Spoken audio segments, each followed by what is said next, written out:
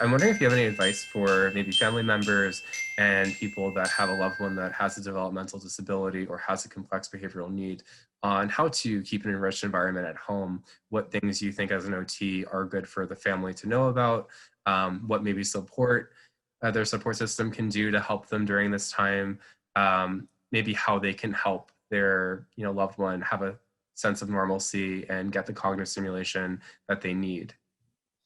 Yeah, I think that's a great point, and this is really kind of meshes well with OT because it's really a lot about being creative and setting up an environment that's going to be really meaningful to that person. So, say we want to go out and do something, but we're not able to. How can we make that happen? How can we bring that home? Whether it is someone that really likes going on trips, can we have like set up your room as a movie room to go on a trip and really get that kind of on a TV? Because I know there's a lot of virtual tours you can do and now on the computers, and really set that up in that sense. Another thing is kind of, utilizing the spaces that you have. If it's in your backyard, kind of make it like a different theme. Having themes and really providing that environment to make it feel like you're somewhere, even though you're not, is super important. And I really think that you can have a lot of fun with it. It could be like a family activity. It could be something where everyone comes together and you create your own crafts or whatever it may be. But I think what it's all about is being creative and innovative in the sense of how you can make things happen during these times. And that's where it really comes down to, is just finding ways to do things. So no matter what it is, there should be some way that you can make that happen in some shape or form.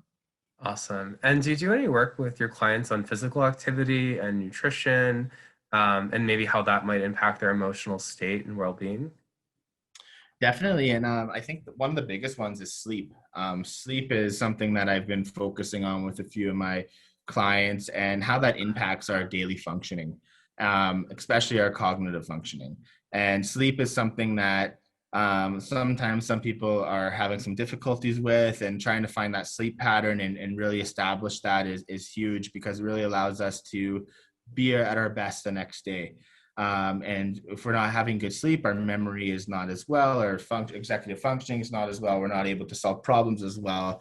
Everything is impacted. Our emotions are kind of a little bit out of whack compared to our typical days. So sleep is something I really focus on. And during these times, finding that good amount of sleep is really important, and also not oversleeping, right? So not sleeping those 12 to 14 hours a day, but also not sleeping 4 hours a day. So kind of finding that sleep cycle is really important. Just because we're at home during these times as well, I think it's been easy for us to go take a nap, or easy for us to really sleep in extra days. But as an OT, we really thrive on routine and that structure. And that's what we should still have, even though we're working from home or still not able to access things where we're coming in at 8 or 9 in the morning. We should still be getting up at those times, and we're structuring our days to be doing things throughout the day, because that's where we're staying like our cognition is being stimulated. We're able to really do a lot of these activities to really keep us engaged and provide us that meaning in life.